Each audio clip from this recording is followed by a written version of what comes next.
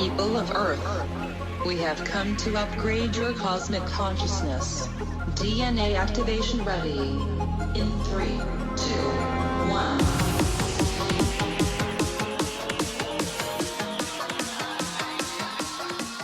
Hi, welcome to Q&A on Breakthrough Leadership. I'm Craig Anderson. And I am Lou Quinto. Lou. Craig. Have I got a treat for you today? No. Yes. It's I don't like treats. Your treat today is we are going to talk about your favorite thing in the world. Pasta. Pasta, then meetings, then bourbon. Hot meetings. When we first met, Lou, you were trying to come up with an invention to try and make meetings better, and people were aware of how much money they were wasting in meetings. So this is not new for you. It was the meeting clock. Yes.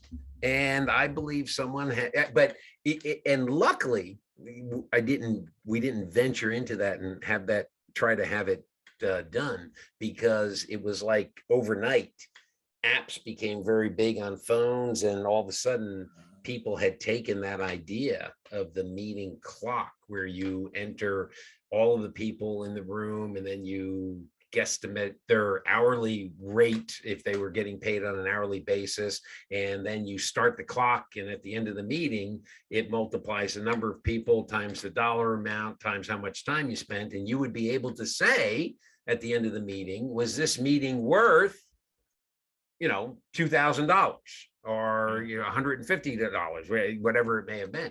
So that instead of saying, oh, I spent an hour in a meeting, you could say our team spent $5,000 in the meeting, and ask yourself, was that worth it? And I think there's a lot of validity if people understand truly that meetings don't just cost time, they cost company and employees money. Yeah, one of my greatest moments when I was running my last business was a vendor called a meeting, and it's like, this is very important. There was probably 15 people in the meeting, and 5 minutes into the meeting, I was like, this isn't important. And I just looked at him and I said, you know what? This is not the time for this meeting, and this is not the audience. We're not going to have this meeting. And I got up and walked out and everyone followed behind me. Mm-hmm. It was probably like, if I was looking at my reel, the retrospective of great leadership moments, that's right in there, right? Just that retrospective. Yeah. So today we're going to talk about meetings. But you bring up a good point, is if more people did that and said, this is a waste of our time, and not just a waste of time, but our money. This meeting's over. We don't have the right people in the room, whatever it may be. We don't even have a handle on the topic, the subject. We don't have the data to deal with we don't even know what the problem is. Yes. And yet, with all that, Zoom, since we've turned Zoom into like Xerox for copies, Zoom for video conferencing, and all the area of video conferencing with Teams and Zoom and all the various and sundry others, we are actually finding that there are more meetings than ever.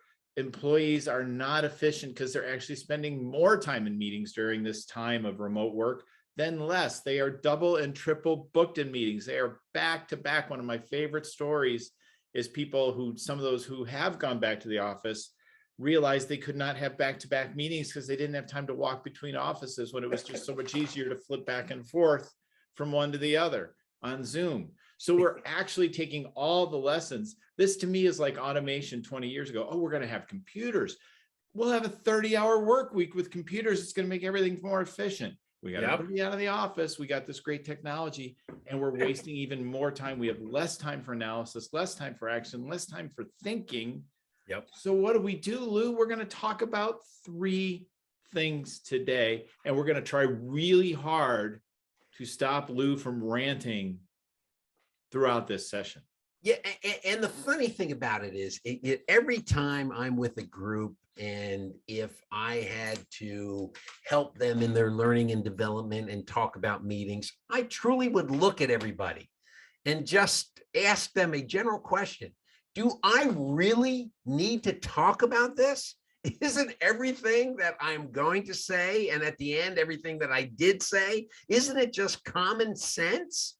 But because we just are like lemmings and we just continue to do what the other group did or the people before us did, meetings is just one of those issues that yeah, it gets me all excited and all hot and bothered because they're easy to do efficiently. And it's like that old Pogo cartoon where we have met the enemy and he is us or she is us.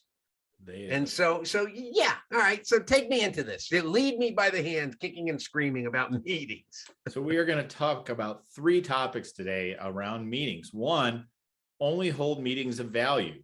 Who's defining value? We'll talk about that. All right. Shrink the invite list and set the right tone for meetings. So, Lou, start us off. Take a breath.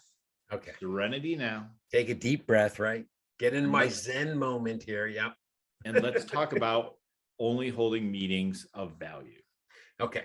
First of all, there are 2 types of meetings, and people need to understand this. There's a meeting where action is going to be required by people in the room during the meeting and after the meeting. And then there's what I call a data dump meeting.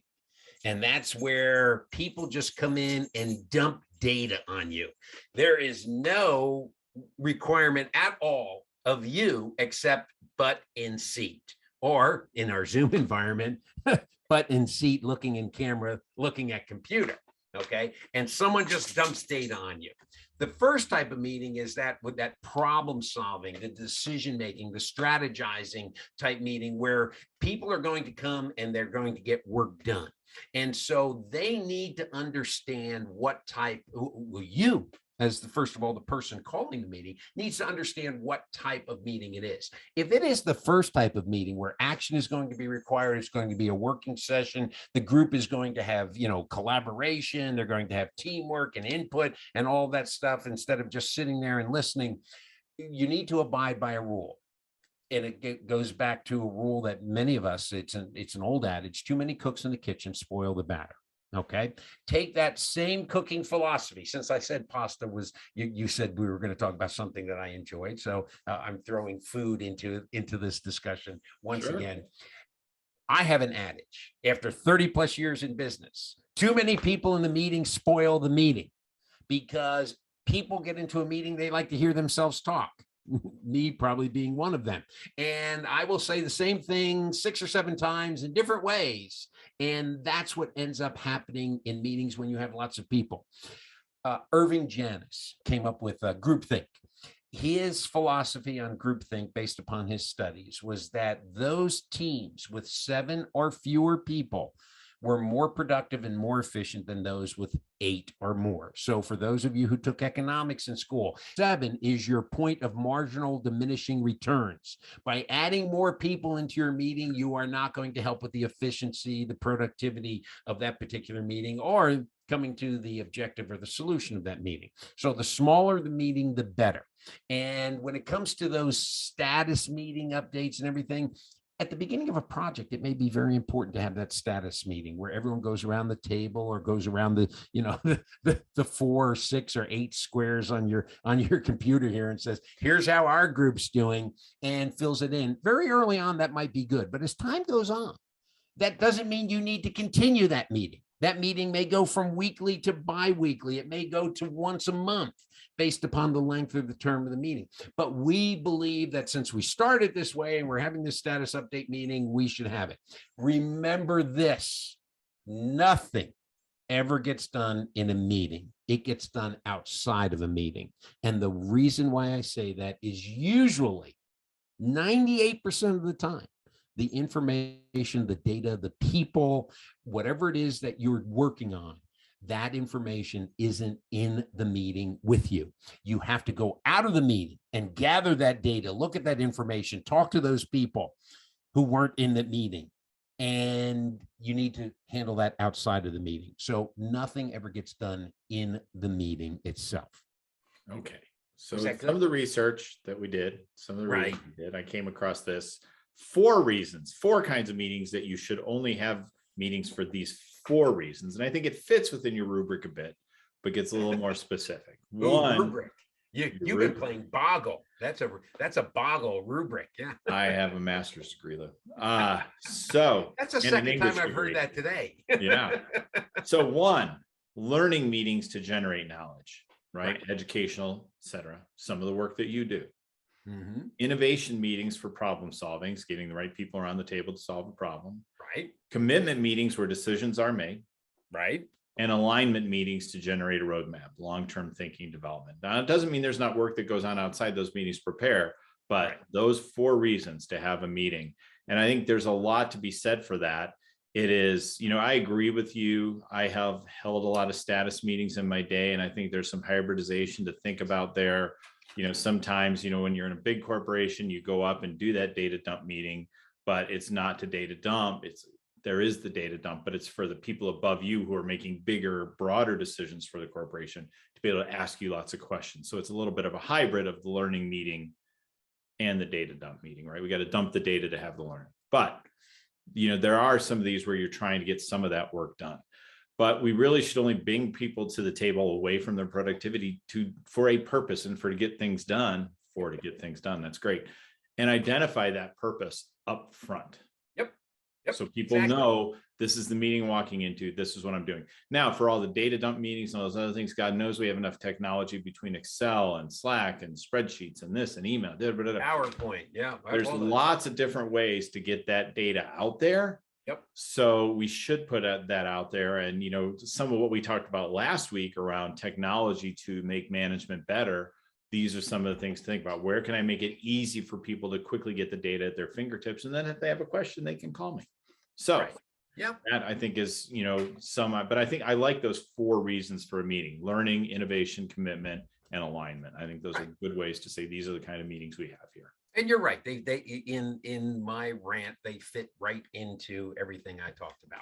So I like to, just refer to them as a problem-solving, decision-making type meeting, which includes strategy and everything else. The other one is all I have to do is come in and listen. And if my time is valuable, then maybe I don't need to come and listen. Maybe you can send me that email. Maybe you can send me that PowerPoint slide and let me go look at it at my own time. If I have a question, then I'll pick up the phone or I'll shoot you an email and say, I don't understand this.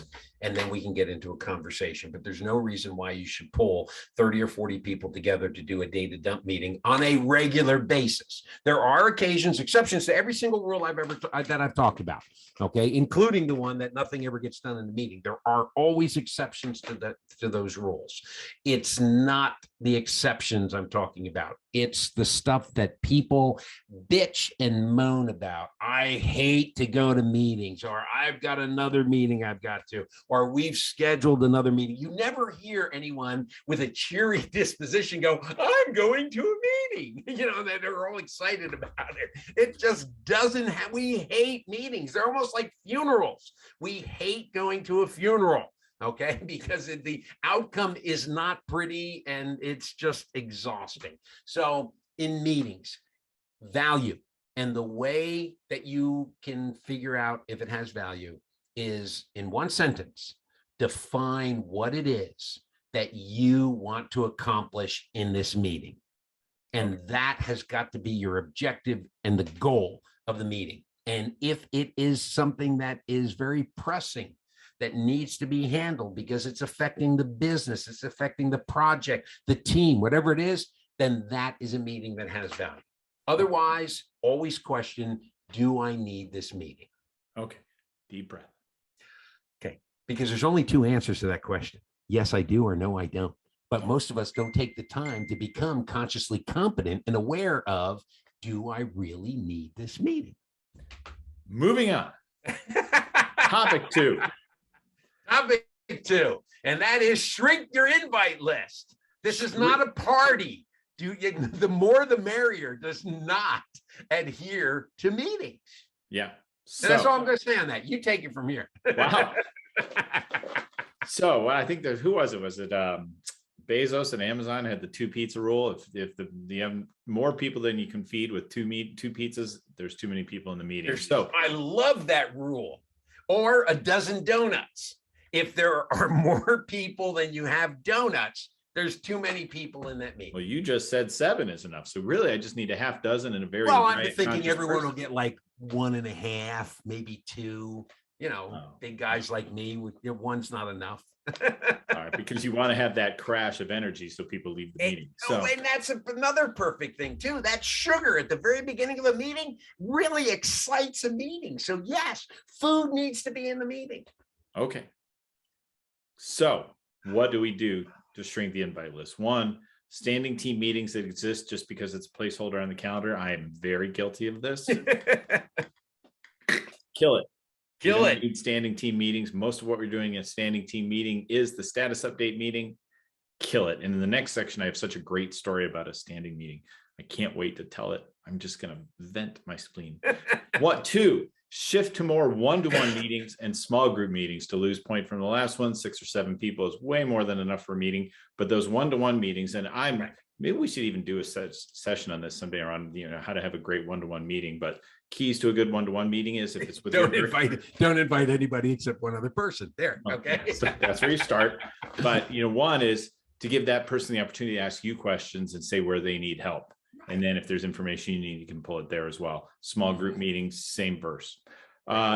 Develop a culture of sharing and openness to reduce wasted time posturing. And there is a lot of that still goes on to companies too. People just have their data and they have their thing and they're holding it so they can come out and brilliantly speak in the meeting to their thing. Let's get away from that. Let's get the reveal data for the very first time that no one's ever seen before.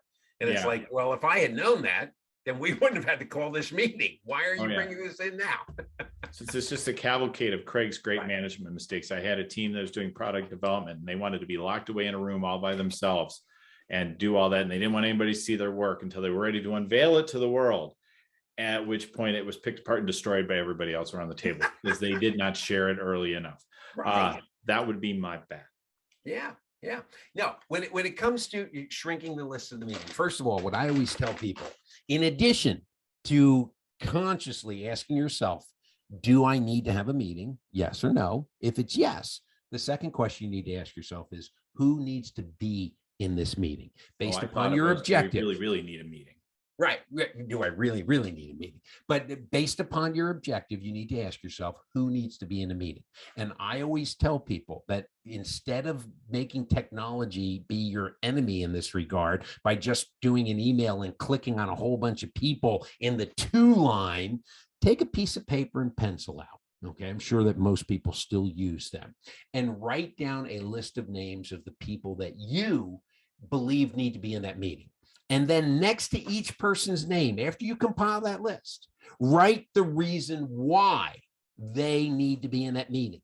Because they have specific knowledge, because they know the customer base, because they're involved in customer relations, because they're actually involved in the technology and the problems that we're having. Why are you inviting someone? If you get to somebody's name and the only thing you can write next to it is because I haven't seen them in a long time and it'd be a great opportunity to get together with them, cross their name out and take them to lunch if you want to see them.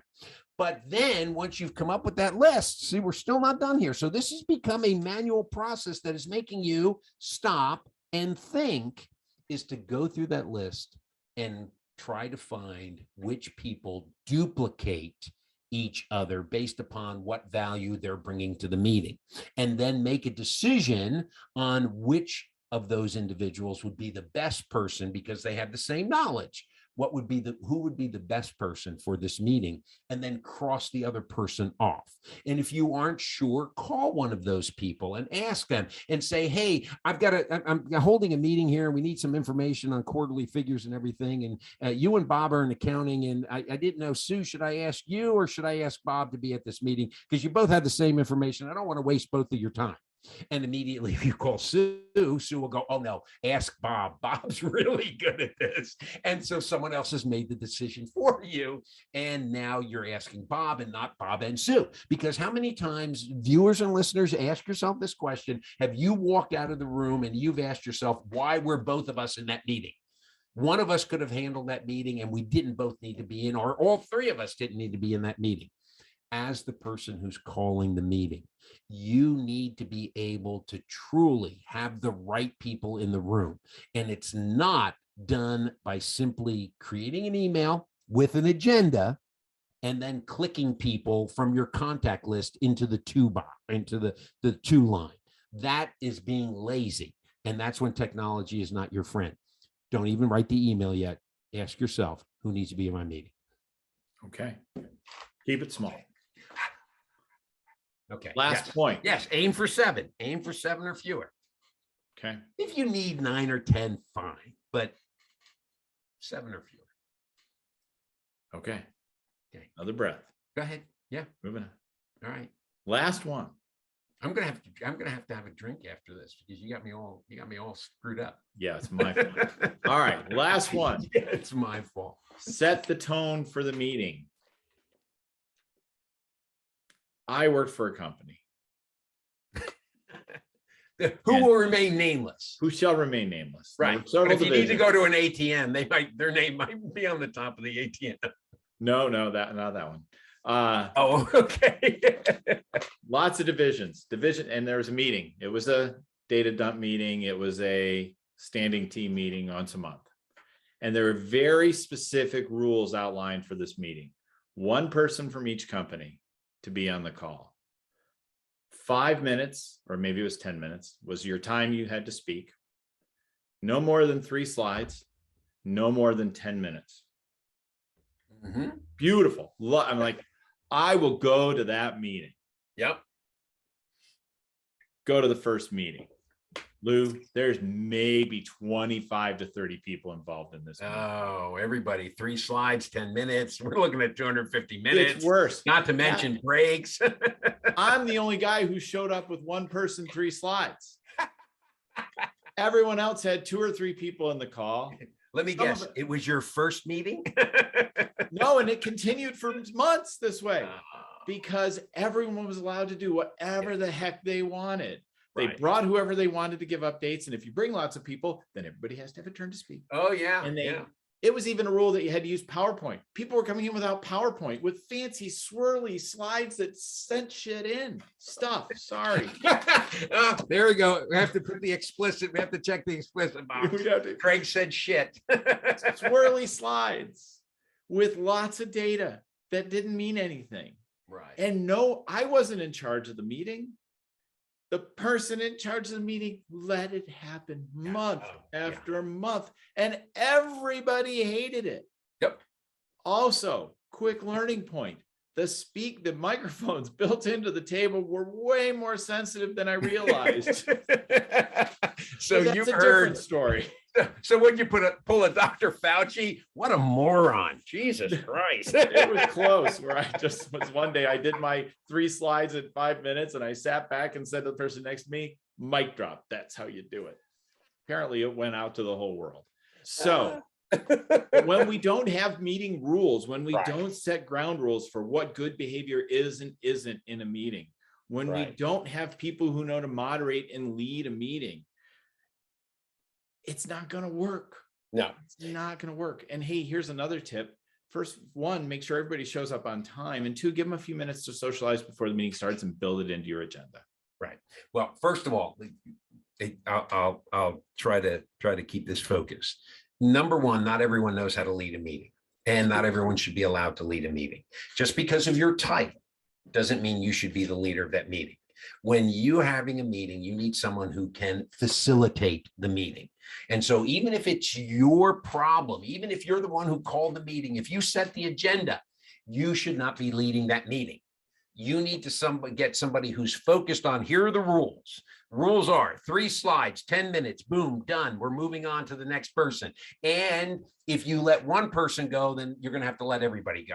So you need to be very hard and fast to whatever rules that you create. It's almost like when I do presentation skills with executives, and I always tell them that if they, at the beginning of their presentation, because they want to deliver their presentation and not be interrupted, I say, it is very good. And in fact, it is correct for you to say at the very beginning of your presentation, I'm going to ask you very nicely, if during the presentation you have your questions, write it down and keep it to the end.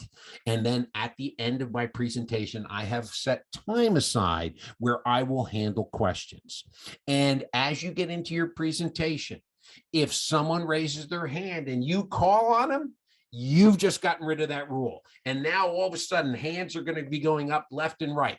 And so what you just need to do, even if it's someone who has authority or decision-making over your position in the company and they raise their hand, you can say, I'm sorry, Mrs. Smith, or I'm sorry, Mr. Jones. If you would hold on to that question and let me get through this information, because I may answer it as I go through my presentation. And so I will ask, you'll be the first person I call on. And I promise you, very few times will someone say, no, I want to answer. I'm asking my question right now. Because at that point, then they've just become an outcast, and the rest of the group's going to vote them off the island in the future. So when it comes to all of those ground rules, hold fast to them. Make sure everyone understands them. Put them on a sheet in front of the room. Go over them at the very beginning. Here are our ground rules. Everyone gets 5 minutes. Everyone gets one question during a topic. We're going to stay on topic. We're going to follow the clock. We're going to get out of here in 55 minutes.